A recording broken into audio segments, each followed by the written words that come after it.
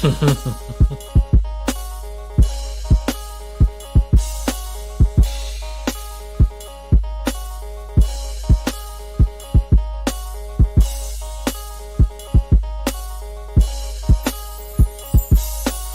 as second city, but first in every team.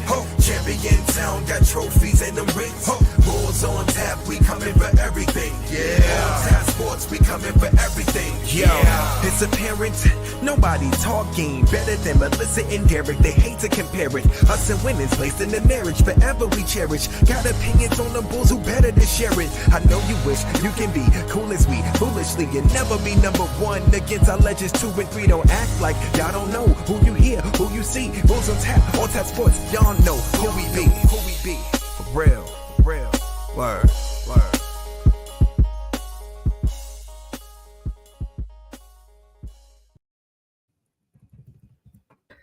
What's up, Bulls Nation? Welcome to another episode of the Bulls on Tap podcast, presented to you by On Tap Sports Network. I'm your host, Derek, and as always, I'm rocking with my co-host, Miss Melissa. Missy, what's going on? What's good, everybody? Happy to be back. Excited about this play-in. Let's get it. Hey, Oofman is back. What's up, man? All the way from across the world, joining us on the live stream. We've reached the end of the 2024-2025 regular season. The Bulls finished with a 39-43 record, which is the same record we finished with last season. This time, instead of vets leading the group, we got to that record with the young guys leading the group. So, I mean, that's a positive development.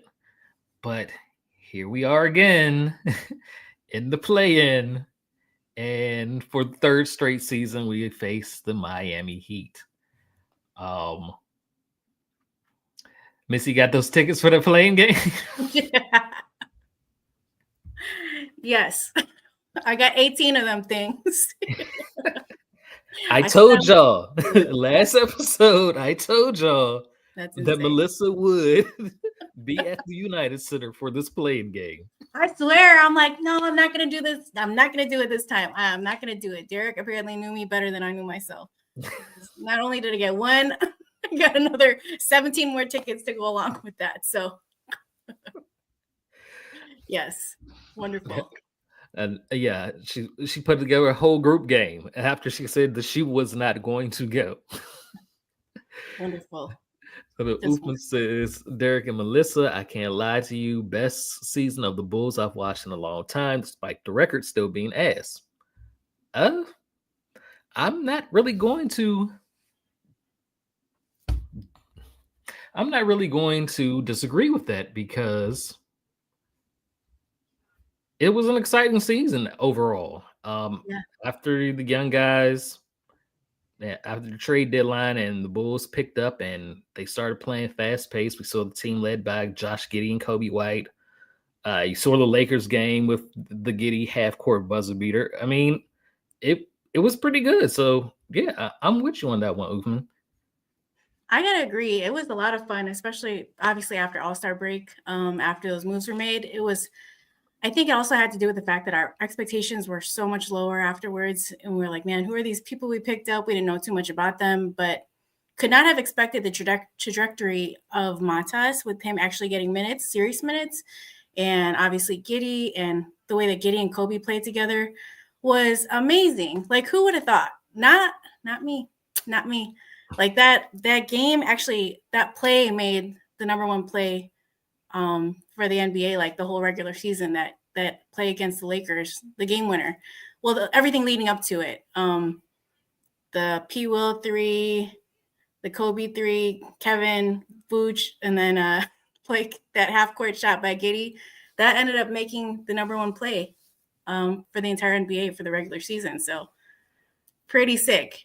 I could not have guessed that the Bulls would even be anything positive by the NBA account. So couldn't be happier. Shout out to that. About time, the NBA started giving us a little bit of love. Daniel says the Lakers game was crazy. And Ufman says post-trade deadline, we became clutch for no reason. Even the losses were close. Yeah, I mean, like I said, after that trade deadline, the team really came together well, and it's more so about the fit more than anything. Like all the pieces just kind of fit and have an even flow together. And no, that's of course no knock to Zach LaVine or Alex Caruso, DeMar DeRozan, those teams. I mean, for what we needed this season, it just fit together better after the deadline. Even though, CHSN kind of took a shot at Zach with their graphic from yesterday, using Zach as the before the trade deadline and then the after the trade deadline record. Yeah. I don't think you took too kindly to that. I didn't like that. I obviously did not like that at all because it's a CHSN account. Again, like I was saying online, like that's a very Barstool type of post, like to pit our former player that had been with us for that many years and given so much of his career to us against like what's going on right now is crazy. Whatever your feelings are about Zach, however you felt he was performing, however you feel that the team was then versus now. I mean, to disrespect Zach like that is crazy. It was just unnecessary. Just talk about how great the team's doing, how much better the team is doing in terms of like flow and teamwork, or even the record. But to put them against each other, it was just uncalled for, super unprofessional. Was not happy about that at all. And again, like I even feel that way if you're a Zach fan or if you were not a fan of Zach. Regardless, from the CHSN account is crazy. But yeah, I did not like that. Yeah, because we all know that's Jerry's network. So for their official Twitter to put something out like that's insane. Daniel said it was bogus. Ufman says the LaVine rhetoric is misguided because if Billy wanted the rest of the team to get more usage, he could have, I don't know, coached Zach to make use of his teammates. Hey, I mean, we all know the reported tensions between Zach and Billy, whether it was blown out of proportion or not. Who knows? Probably, but this neither here or there because now we are back in the play-in once again with a different group of guys. Josh Giddey, who missed 3 of the last 4 games with it's a hand injury. Billy said he's feeling discomfort in his hand. It's kind of like a muscle or tendon issue, I think. He's listed as probable on the injury report, but Giddey said he is going to play. Hopefully, he'll be able to pull through and play up to his standards that he's set for himself as the season kind of winded down, where you can kind of expect a triple-double out of him, and they're definitely going to need that against the Heat. Yep. I'm excited to see. Hopefully he gets some good playing time.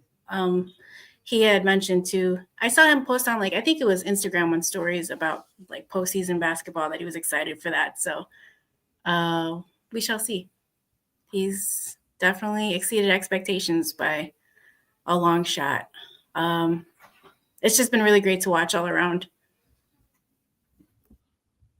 Yeah. And Daniel said Kobe is going to have a big game tomorrow. Yeah.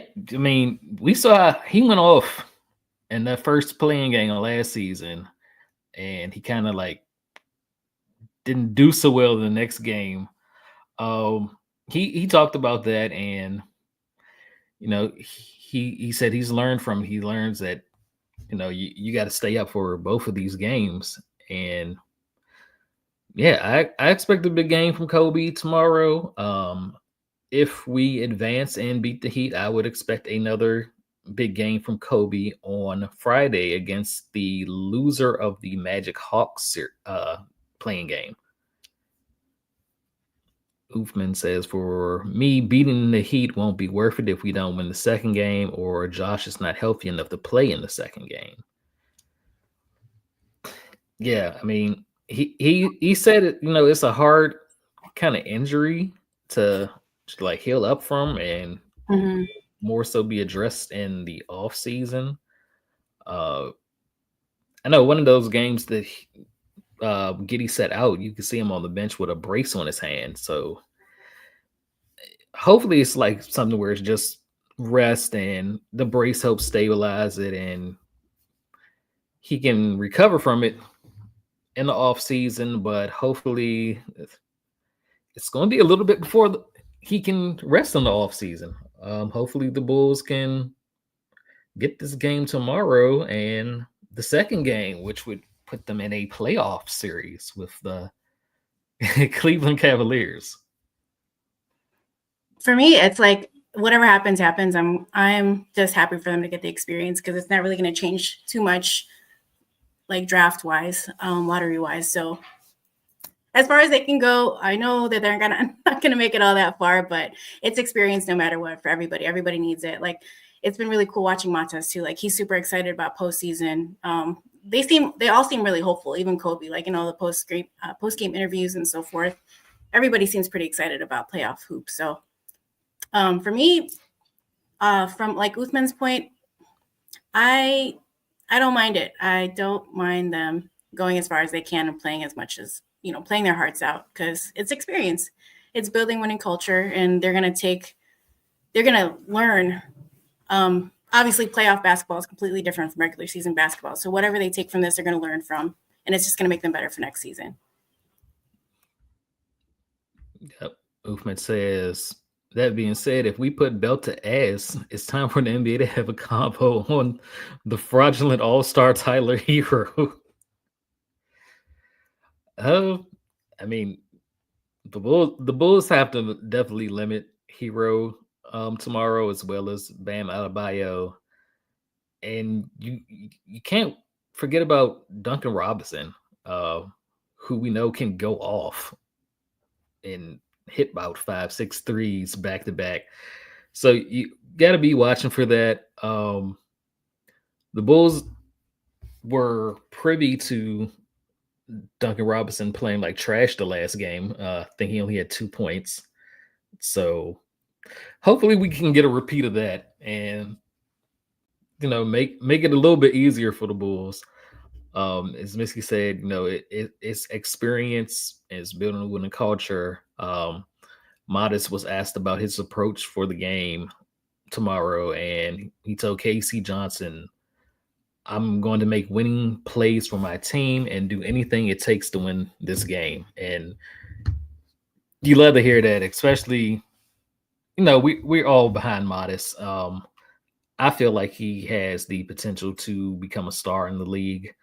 It's just all about him continuing to develop, and him getting these reps in meaningful games is definitely a good sign for the Bulls. And, that's one of the best takeaways about this season and them playing into the play-in and hopefully the playoffs is getting Modest that experience and him being hungrier to want more. Yep. Can't say enough things about him. Again, seeing him get with his increased playing time versus before, him be able to nice to see that comment. Him being able to still just be humble and learn from those times that he was on the bench. Apparently that's what he had mentioned with Billy, like him being benched was just time for him to learn. He was actually happy being benched, as we've talked about before. So seeing how he rose to the occasion when he actually got more minutes, sky's the limit for him. And I always speak about attitude and mentality and like willingness to work, like the work ethic. I mean, that's really all you could ask for. Whatever your natural gifts are, I mean, you're going to be over. No one is going to outwork somebody that is like there to win. So whatever your natural talents are, if you have somebody with a mentality like Matas, like, yeah, sky's the limit for him. I'm very excited to see where he goes. I do think that he could bloom into an all-star too. A star, not an all-star, and an all-star too, actually. It's funny because people talk about like flag and stuff. Like, we already got Montas. What are you talking about? He's already. Yeah, I mean, Nate says Modest will become a solid player for sure. He says all the right things and shows accountability. And yeah, one big thing he's praised Billy Donovan for having that quick hook on him where he's pulled him out of games and said he has to earn minutes. He said Billy held him accountable and he appreciates that. So as much as we may have not liked how Billy was playing Modest early in the season, it seemed to be what Modest wanted, and it's helped him. Yep. Like we talk about, everybody's different. Everybody has to get coached different. So although like I haven't been the most generous with like compliments on Billy, with Billy, anything revolving around Billy, you do have to know your players. You have to know your personnel and know how to coach them, because not everybody reacts the same way to whatever coaching styles you're going to implement. So you have to know your players to see what works. And speaking on like accountability too, not to like bring it back to Kobe, but like Kobe, like he is always so accountable. Anytime he doesn't have like his greatest game, or he's lacking in one particular stat, or he has a great game, he's either accountable for his mistakes, and or he's also always praising his teammates. Somebody will compliment him and he talks about another player that helped him do whatever he did that they're complimenting him for. What was that award he went up for? And he actually requested that the player development squad came up with him to receive it instead of him just receiving it on his own. Like, he actually asked for like Peter Patton and team to come up and receive the award. So stuff like that. It's all attitude. And those are definitely things that we can be happy about more than anything. Because yeah, this season has had its ups and downs, and the last few years have had its ups and downs. But these are all things that we can really look forward to. And they're a young squad with a great mentality, and they're definitely all gelling. So those great habits rub off on each other. Yeah. Ufman brings up the article that came out a week back, basically calling our team talentless, saying that our players would never sniff an all-star game, really rubbed him the wrong way. It rubbed most of Bulls Nation the wrong way. To say that the players on this team would never sniff it's an insult. It's like, yeah, they'll never be part of the conversation. Okay, yeah, because of how the East is with the players and the talent pool that they have at guard, it's possible that they do not make an all-star game. But to say that there would never be in the conversation, that's crazy. Giddey has been playing lights out, where he's damn near nightly triple-double. He's shooting about 40% from three. And then you got Kobe, who's been a 25, 30, 40 point, like, he's just putting up those numbers nightly. He's getting to the foul line. I mean, he's showing you everything that makes a elite scorer. He's starting to become that.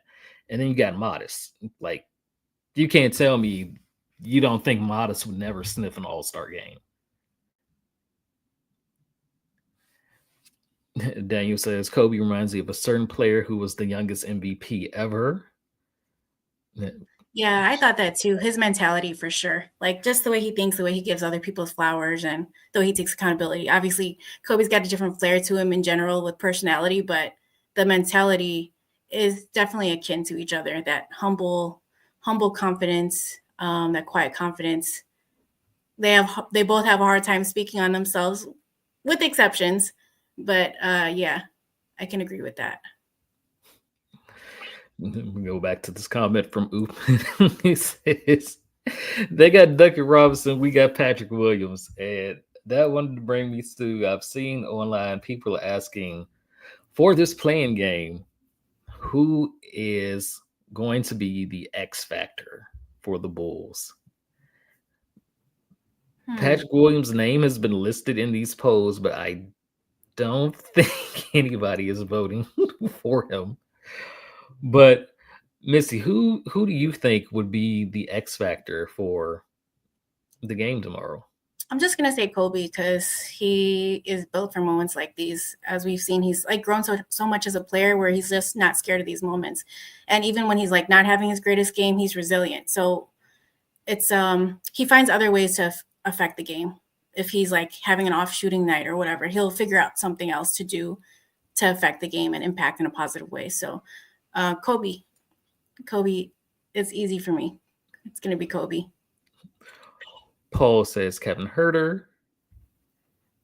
And Uthman says Arizona Sun Devil Dalen Terry going to rise to the occasion. Honestly, he's been doing great. I'm not mad at it. I don't think Terry practiced today, and he is probable on the injury report. But my choice for the X Factor is Billy Donovan. Because is Billy going to revert back to these weird, questionable rotations and the things we did not like about his coaching? Or is Billy going to be the coach that we've seen most of this season, especially when he's going against one of the top coaches in like the last 10 years, in Eric Spoelstra, who's going to make adjustments? I'm sure he's watched like all 4 of the Bulls Heat games from the season. And, the last game they tried just like blitzing Kobe every time he touched the ball. I'm sure he's going to say, okay, that really didn't work, so we're going to run this strategy on the Bulls. How will Billy be able to adjust to whatever adjustments that Eric Spoelstra and the Heat throw at him, especially since it's a single game elimination?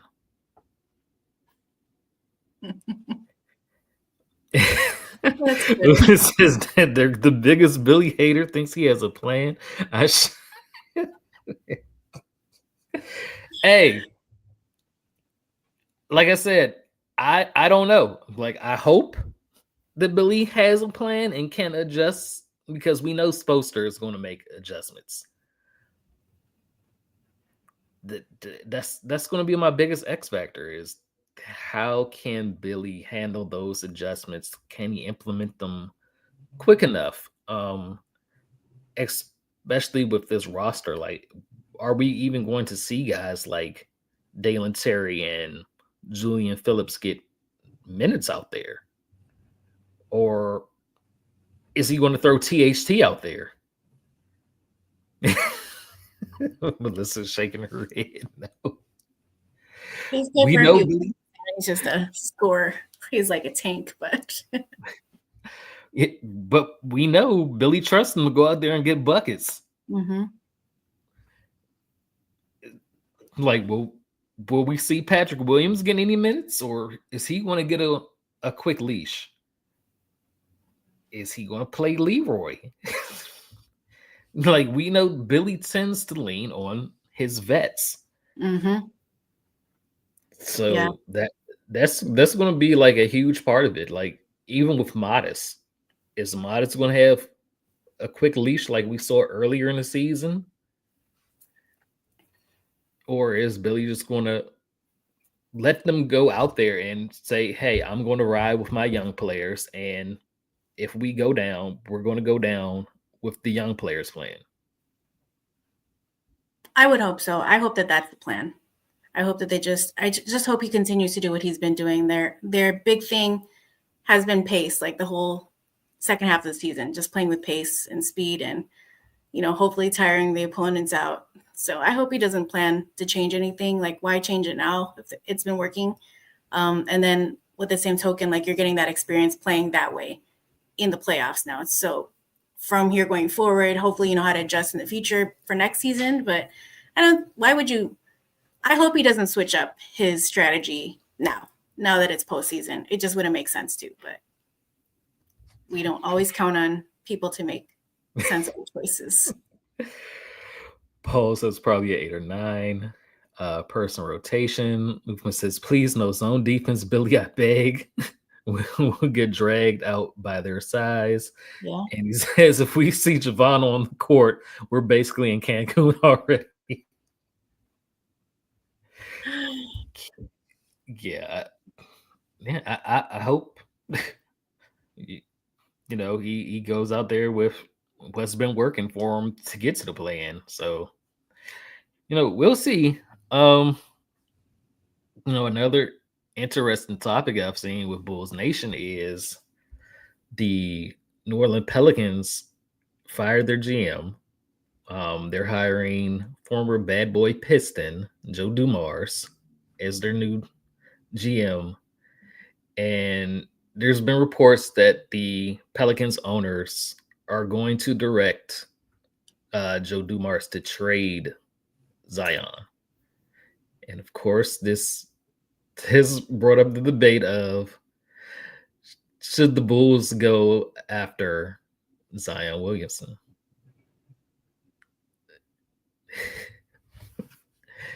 Missy is saying no. No, I'm not really a fan of that. You don't want a young 6'6", 280 pound guy out there.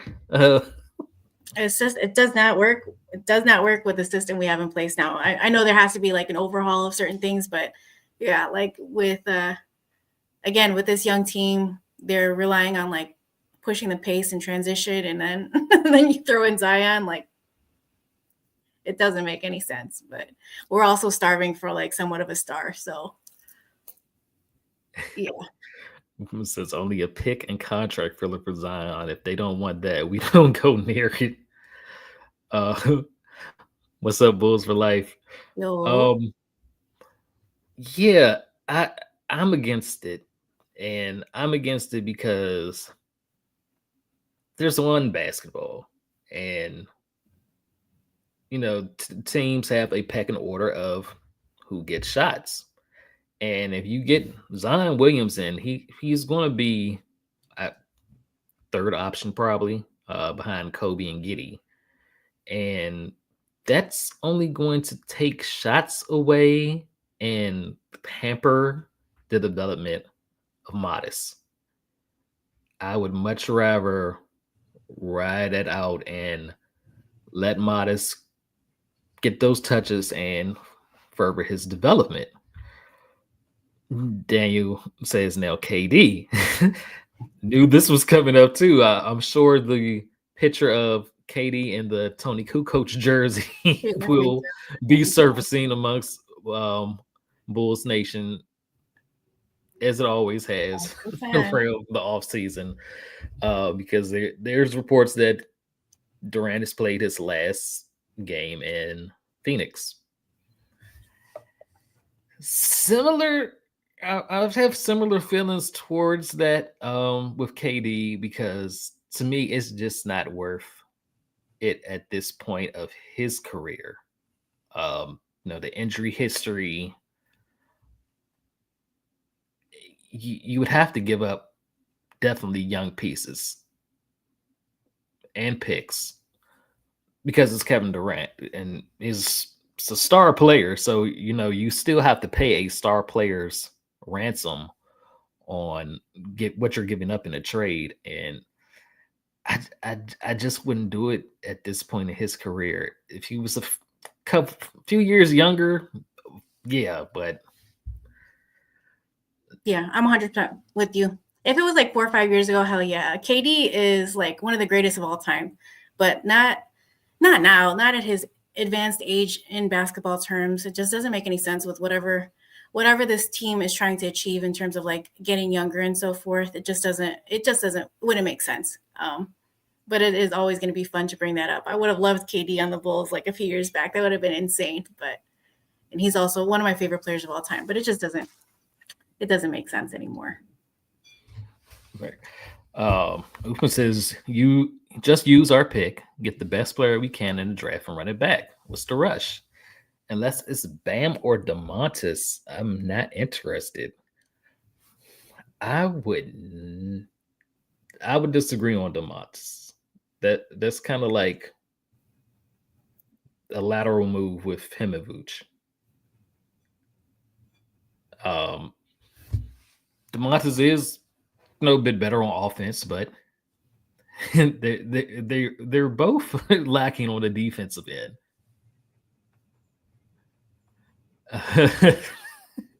Daniel says, "Fine, Steph, you take, but there's no way." Steph makes sense though, because all he's gotta do is like pop those threes, like very easy. Like he doesn't even have to do too much moving. Like hit him in the corner every single time, and he's gonna pull defense to him. So there goes your spacing every single time. But yeah, but Steph just constantly moves. So you get all the spacing you need, and he's the greatest shooter of all time. So, but the Warriors definitely aren't partying with Steph. Shout out to Hayes. Can't wait to see y'all at Bulls Fest. Yep, we will definitely be there. I smell a fit off happening. We got to make this happen.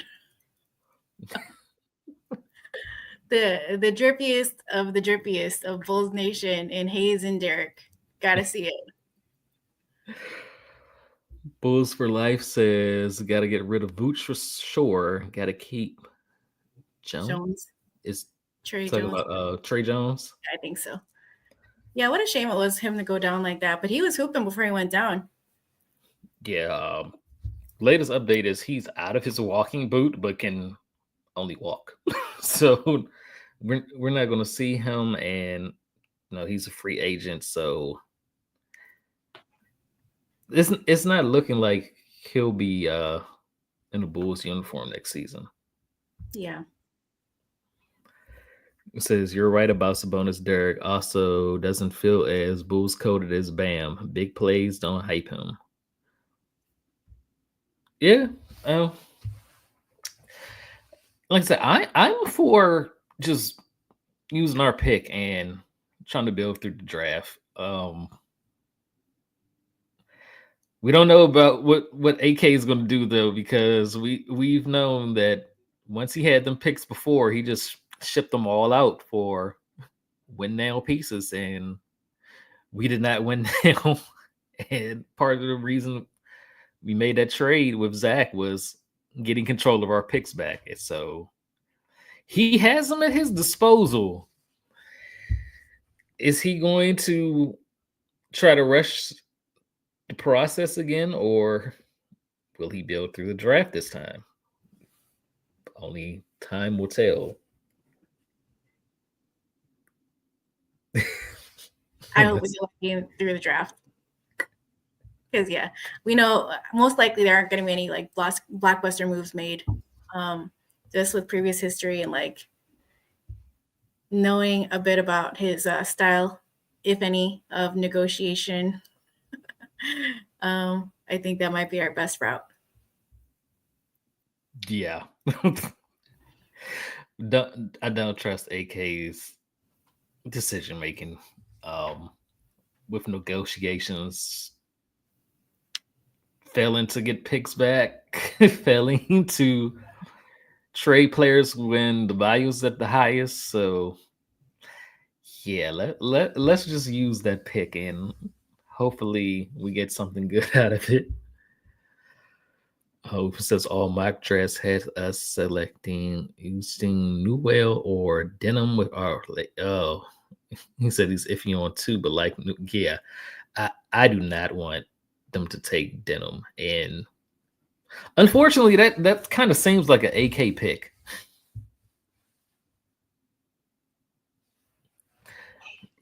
Guy who can't shoot. Wing that can't shoot. Yeah, that seems like perfect. Something we've seen before. But hopefully